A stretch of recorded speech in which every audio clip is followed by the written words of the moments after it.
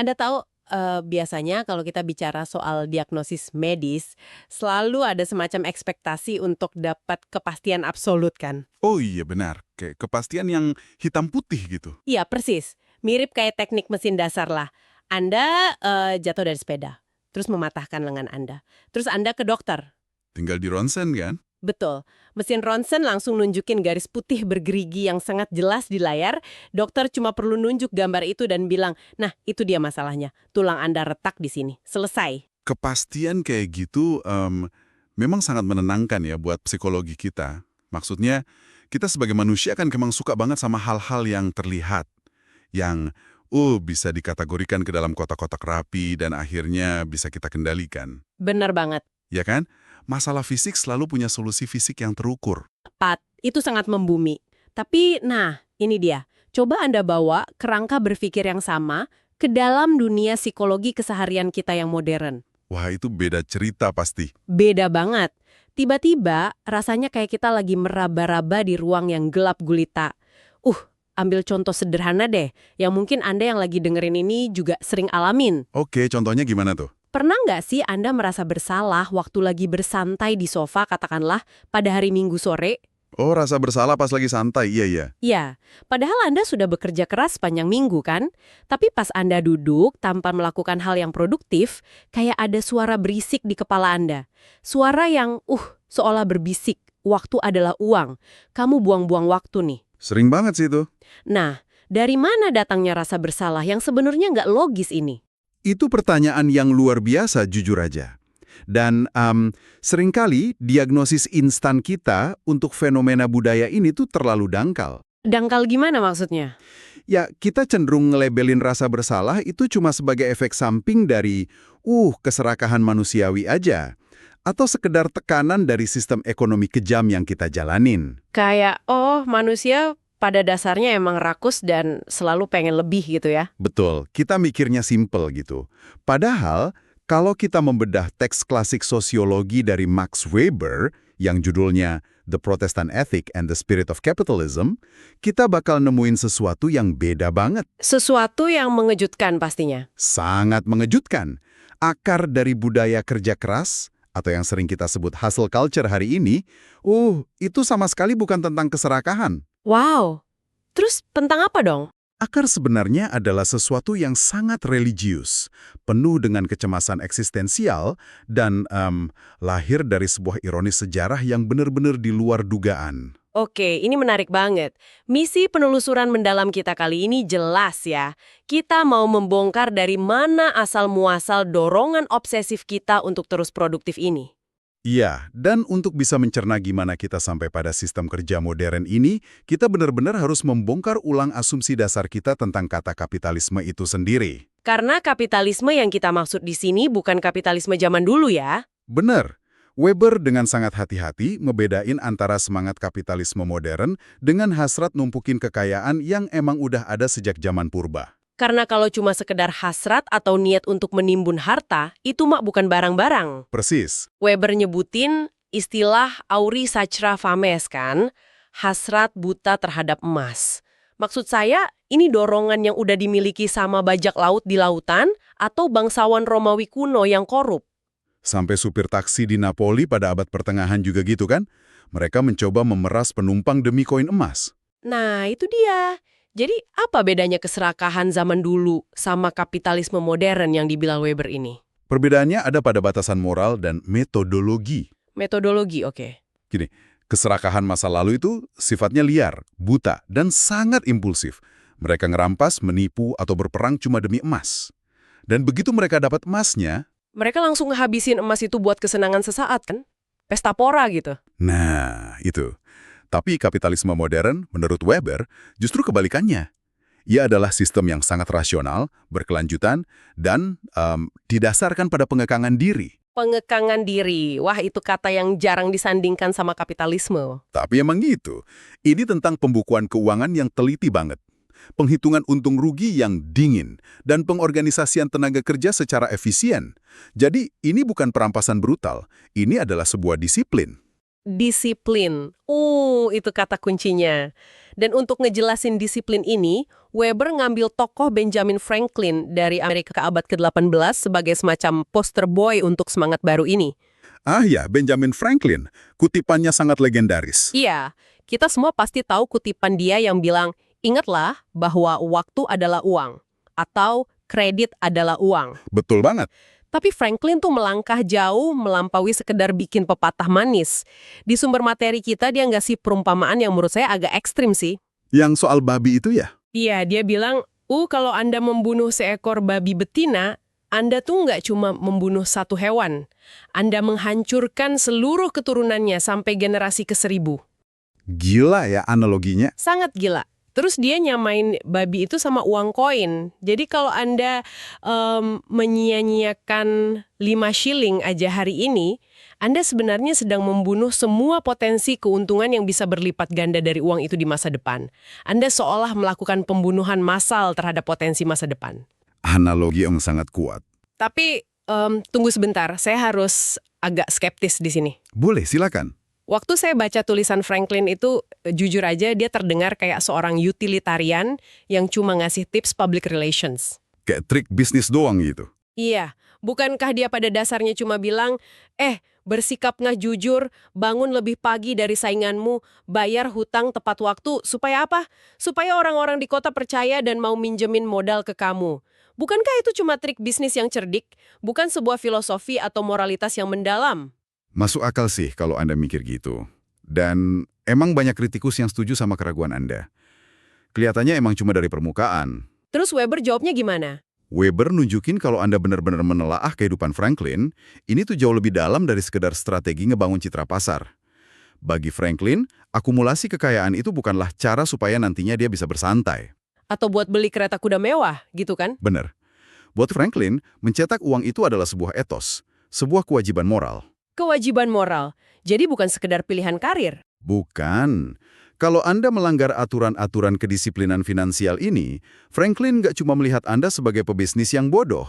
Dia melihat Anda sebagai orang yang, gagal menjalankan tugas moral dasar Anda sebagai manusia. Wow, oke. Berarti mencari uang di sini adalah tujuan akhirnya, bukan alat untuk mencapai kebahagiaan atau kenyamanan. Tepat sekali. Dan kalau kita mikir dari sudut pandang pemenuhan kebutuhan dasar manusia, ini adalah sebuah keanehan yang luar biasa. Memang aneh banget. Maksudnya, secara biologis dan historis, manusia itu kan bekerja untuk hidup, ya kan? Anda berburu, ya untuk makan. Anda menanam gandum untuk bikin roti. Iya, secukupnya aja. Nah, tapi dalam kerangka Franklin ini, manusia hidup untuk bekerja.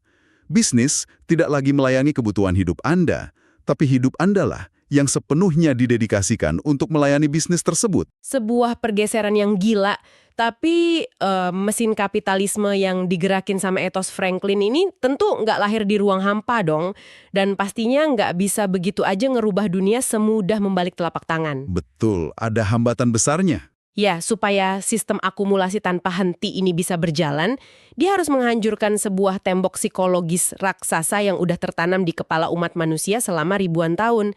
Tembok itu adalah, yang di sumber kita disebut sebagai tradisionalisme. Nah, tradisionalisme ekonomi ini penting banget untuk dipahami. Ini tuh pada dasarnya adalah insting alami manusia untuk sekedar mempertahankan apa yang udah ada. Nggak pengen lebih gitu ya? Betul. Petani atau pekerja di masa lalu tuh nggak bangun tidur terus mikir, aduh gimana ya cara naikin margin keuntungan saya hari ini? Nggak gitu. Terus mereka mikirnya apa? Mereka bangun dengan satu pikiran simple. Berapa banyak yang harus saya kerjain hari ini supaya saya bisa hidup persis kayak kemarin. Udah, itu aja. Ada satu contoh anekdot di buku ini yang menurut saya brilian banget ngegambarin mentalitas tradisional itu. Yang soal panen gandum bukan? Iya, benar. Bayangin sistem pekerja borongan di sektor pertanian masa lalu. Katakanlah sang majikan ngeliat awan gelap menggantung, dan dia pengen proses panen dipercepat supaya gandumnya nggak kehujanan. Oke, situasi krisis nih. Logika ekonomi modern kita pasti langsung teriak, kasih insentif finansial. Naikkan upahnya. Persis, maka sang majikan naikin upah memotong gandum dari 1 mark jadi 1,25 mark per hektar. Dia berharap para pekerja bakal jadi rakus, kerja lembur, motong 3 hektar sehari, terus bawa pulang 3,75 mark. Solusi yang win-win harusnya kan? Majikan dapat panen cepat, pekerja dapat uang banyak. Teorinya sih gitu, tapi hasil di lapangan justru bikin majikan itu frustrasi luar biasa. Kenapa tuh? Bukannya motong 3 hektar, para pekerja itu malah ngurangin ritme kerja mereka. Mereka ngitung secara sederhana banget. Oh, upahnya sekarang 1,25 mark ya? Ya udah, saya cuma perlu motong 2 hektar aja untuk dapat 2,5 mark. Haha, cerdas secara tradisional. Iya, karena 2,5 mark itu adalah jumlah persis yang biasa mereka bawa pulang setiap hari. Jumlah yang pas untuk makan dan beli bir di malam hari. Bagi mereka, nggak masuk akal memeras keringat lebih banyak cuma demi uang ekstra yang nggak ada di daftar kebutuhan harian mereka. Jadi tawaran upah tinggi justru secara matematis ngebunuh produktivitas ya? Bener banget, tawaran upah tinggi malah bikin mereka kerja lebih sedikit. Dan, wah, analogi terdekat yang bisa saya pikirin hari ini, itu tuh kayak fenomena pekerja lepas atau freelancer yang cuma ngejar target subsisten. Oh, yang penting target bulanan nutup gitu ya? Iya, ada orang yang kerja keras banget di awal bulan cuma buat mastiin biaya kos, langganan internet, sama makanan instan terbayar. Begitu target itu tercapai di pertengahan bulan, mereka langsung nutup laptop. Terus sisa bulannya ngapain? Main game atau nongkrong doang. Insting asli mereka kayak nyetir mereka bilang. Kebutuhan dasarku udah beres kok, buat apa ngorbanin waktu santaiku yang berharga? Persis banget. Dan kelambanan tradisional ini, uniknya, gak cuma menjangkiti pekerja kasar di ladang aja loh. Oh ya? Kelas menengah juga kena. Kena banget. Para pedagang kelas menengah pun hidup dalam ritme yang sangat santai waktu itu. Weber ngasih gambaran tentang pedagang perantara tekstil di Eropa masa lalu. Kehidupan mereka tuh, wah nyaman banget. Senyaman apa tuh? Mereka cuma nganterin bahan baku ke petani penenun, nawar harga tanpa banyak ketegangan, terus kerjanya paling cuma 5 atau 6 jam sehari. Terus sisanya ngapain? Main golf kalau zaman sekarang. Zaman dulu mereka kumpul di kedai, minum-minum barang rekan bisnis, ngobrol santai, dan nikmatin sisa hari tanpa ada bayang-bayang tekanan target kuartalan. Wah, jujur aja kedengerannya kayak kehidupan yang sangat damai dan ideal. Lalu apa yang ngerusak ekosistem santai ini? Yang ngerusak adalah kedatangan seorang pemuda dari luar lingkaran santai mereka. Seorang pemuda yang tiba-tiba mengadopsi semangat kapitalisme yang kita bahas tadi. Pemuda ini ngapain aja emangnya? Untuk nongkrong di kedai, Oke. dia mulai secara agresif mengambil alih kendali rantai pasok. Dia datangin langsung para petani penenun, nuntut kualitas kain yang lebih tinggi, dan bahkan ngontrol jam kerja para petani itu. Wah, mulai micromanage ya? Banget. Terus dia memotong perantara, mencari konsumen secara langsung. Dia turunin harga jualnya secara drastis demi meningkatkan volume produksi. Dan yang paling radikal dari semuanya, Apa tuh? setiap sen keuntungan yang dia dapat, dia investasikan kembali secara penuh untuk memperbesar kapasitas bisnisnya. Dan dengan seketika, kedamaian tradisional hancur lebur. Hancur berkeping-keping. Pedagang lama yang tadinya santai, sekarang dihadapkan pada dua pilihan yang brutal banget. Ikut jadi agresif dan rasional kayak si pemuda ini, atau bangkrut di gilas persaingan. Nggak ada pilihan ketiga. Tapi ini memunculkan satu pertanyaan yang jauh lebih fundamental benak saya. Apa itu? Kalau insting alami manusia itu adalah bersantai setelah kebutuhannya terpenuhi, kayak pekerja panen tadi, kekuatan psikologis raksasa macam apa yang berhasil mereprogram otak orang-orang kayak si pemuda tekstil ini? Pertanyaan bagus. Gimana Anda bisa memaksa manusia untuk melawan sifat alaminya sendiri dan akhirnya memilih untuk bekerja tanpa henti? Ya, Anda nggak bisa mereprogram sifat dasar manusia cuma dengan insentif uang. Sejarah pekerja panen tadi udah ngebuktiin kalau upah tinggi malah nurunin produktivitas. Terus pakai apa dong? Untuk ngubah fundamental tersebut, dibutuhkan pergeseran makna hidup yang benar-benar mendasar. Dan pergeseran radikal ini, percaya atau enggak, lahir bukan dari teori ekonomi. Masa sih? Dari mana dong? Dari sebuah revolusi agama yang meletus di abad ke-16, yaitu Reformasi Protestan. Martin Luther. Betul, Martin Luther. Waktu dia memulai reformasi dan menerjemahkan Alkitab ke dalam bahasa Jerman, Luther melakukan sebuah manuver linguistik dan teologis yang dampaknya luar biasa ke seluruh peradaban Barat. Manuver gimana tuh maksudnya? Dia ngasih makna baru yang sangat kuat pada kata beruf, yang dalam bahasa Indonesia diterjemahin sebagai panggilan atau calling dalam bahasa Inggris. Panggilan. Oke, kita harus ngebayangin lanskap spiritual sebelum zaman Luther dulu nih, supaya pendengar paham betapa revolusionernya hal ini. Setuju, silakan. Di bawah gereja Katolik abad pertengahan, Kasta spiritual paling tinggi itu kan dicapai dengan cara melarikan diri dari urusan duniawi, betul nggak? Betul, asketisme monastik istilahnya. Ya, jadi biarawan, mengurung diri di biara, hidup miskin, berdoa sepanjang hari, itu tuh kayak jalan tol menuju kesucian. Sementara kalau Anda jadi pembuat sepatu, pedagang, atau petani, itu dianggap sebagai kejahatan yang tak dihindarkan aja. Sekadar aktivitas kasar buat bertahan hidup yang penuh sama godaan dosa. Nah, Luther datang dan membongkar hierarki itu sepenuhnya. Dia balik posisinya. Dia balik 180 derajat. Luther berargumen kalau menarik diri ke biara itu justru merupakan tindakan yang egois, semacam bentuk pelarian diri dari tanggung jawab duniawi. Wow, dari yang paling suci malah dia dibilang egois. Iya, menurut Luther, Tuhan justru ingin manusia melayani sesamanya di dunia nyata. Jadi, bekerja keras menjahit sepatu yang bagus atau mengolah ladang gandum itu bukan sekedar rutinitas kasar. Tapi Anda, disitulah letak panggilan Anda yang sebenarnya dari Tuhan. pengangkatan derajat pekerjaan duniawi menjadi sesuatu yang suci, ini jelas fondasi awalnya ya. Tapi, dan ini adalah tapi yang sangat besar, gagasan Luther ini aja sebenarnya belum cukup untuk menciptakan kapitalisme. Iya, masih ada yang kurang. Karena kalau kita baca di sumbernya, Luther itu pada dasarnya masih seorang yang sangat konservatif. Seiring bertambahnya usia, dan mungkin karena dia melihat kekacauan sosial di sekitarnya, tafsirannya tentang panggilan ini jadi sangat pasif. Pasif gimana maksudnya?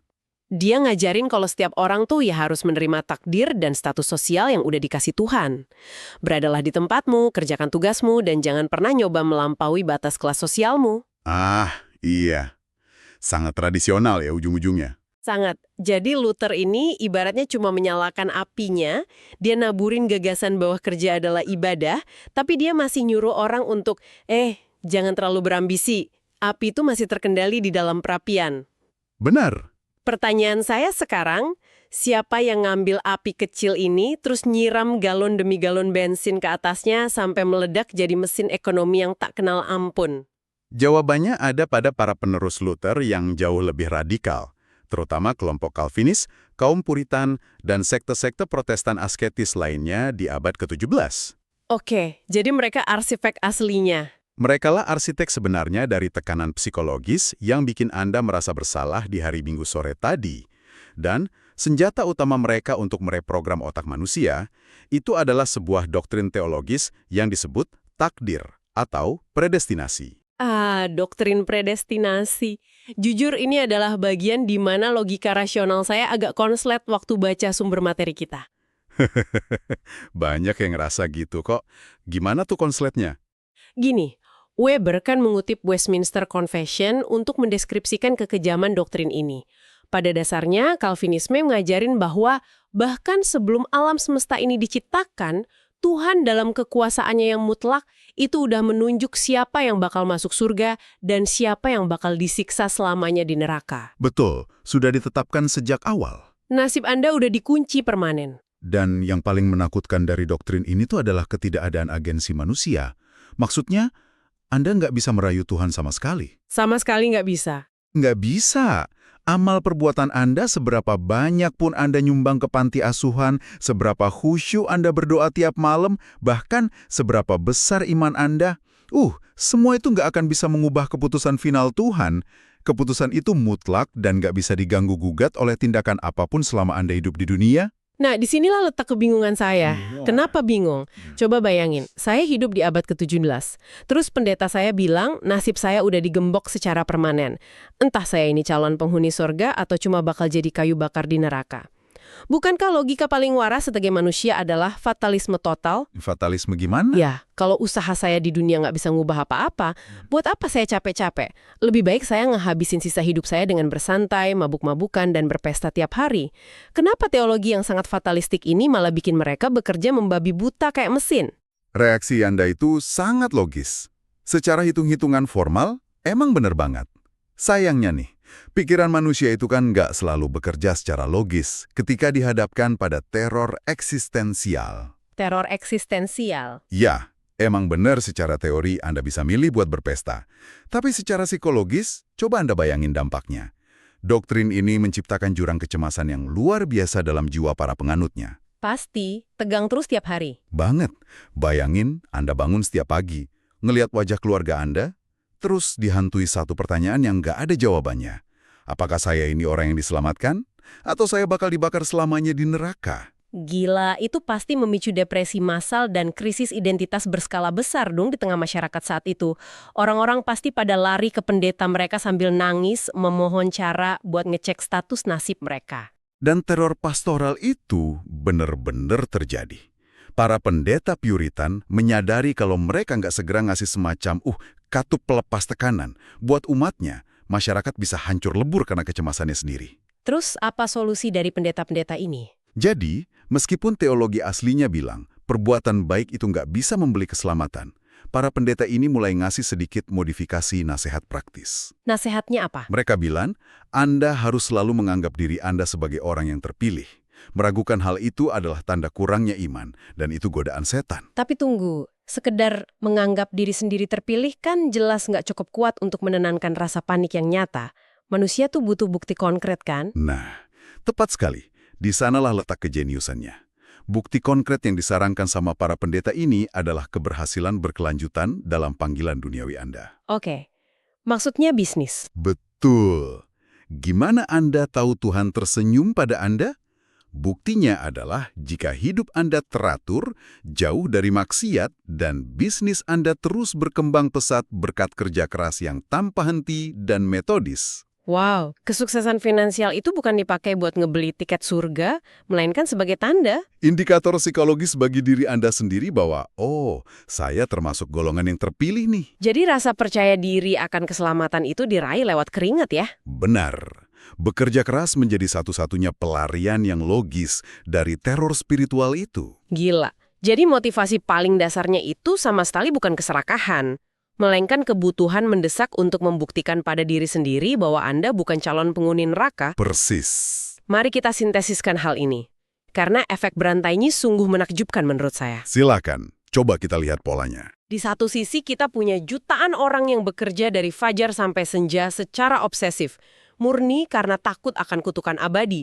Secara alami, etos kerja semacam ini pasti akan menghasilkan uang yang sangat banyak. Betul, kekayaan pasti menumpuk. Tapi ingat, ada sisi kedua dari koin Puritan ini yang nggak kalah penting, yaitu larangan keras terhadap segala bentuk pemanjaan diri. Asketisme yang tadi ya? Iya, doktrin mereka mengutuk keras kesenangan daging. Tidur siang terlalu lama, berbicara basa-basi yang nggak penting, menonton teater, dan tentu saja memamerkan harta kekayaan. Semua itu adalah dosa besar. Anda menghasilkan uang, tapi Anda dilarang keras menikmati hasil keringat Anda. Berarti mereka ini ngasilin kekayaan yang numpuk banget, tapi sama sekali dilarang buat ngehamburinya. Nggak boleh beli rumah mewah, pakaian sutra, atau pesta pora. Nggak boleh sama sekali. Lalu, apa yang bisa dilakuin sama individu yang kelebihan uang ini tanpa melanggar hukum agamanya? Coba tebak. Secara logis dan moral, cuma ada satu jalan keluar buat uang itu. Diinvestasiin lagi. Tepat. Uang tersebut harus disuntikkan kembali sebagai modal ke dalam panggilan mereka. Mereka harus membeli lebih banyak alat pertanian, memperluas tanah, menambah armada dagang, atau merekrut lebih banyak pekerja.